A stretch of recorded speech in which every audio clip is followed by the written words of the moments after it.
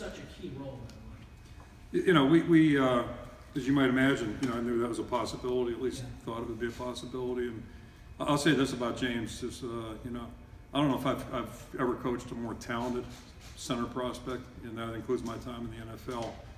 He's got some skills that are just really unusual, and he's a really intelligent guy. And one interesting thing about him, you know, you get the feedback from the NFL folks.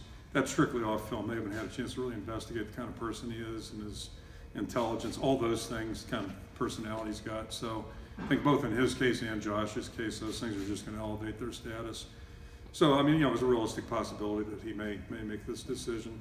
And, you know, so obviously we've got Keegan Render was our next man at that position, Cole Bramwert's worked there, Spencer Williams. So we've got a couple guys rotating, and that's really what the next 4 months or 5 months, 6 months, 7 months are about, trying to figure out who will be ready when September comes around. So are you saying you think James is ready for this? So. Oh, no question, yeah. I mean, I think both these guys, you know, they had a good decision. And again, I was on record last year saying I think it would have been detrimental to Akram to go out last year. I really believe that. I think better served him to be here a year. And I'll say this, I think it's better for any player. Quite frankly, I think they're more mature, more NFL ready, if you will. But James is a hell of a developmental prospect, if you will. In my mind, he could go and play guard for anybody next year. Just about anybody in the league, maybe not anybody, but he's that kind of player. And, you know, Josh is a really good player too. But I could have said the same about Sheriff and, you know, Reef and Balaga did that, so, you know, whatever. But, now you're placing Sean Welsh, who's probably maybe your best lineman. Okay, you just talked about one of your most highly touted.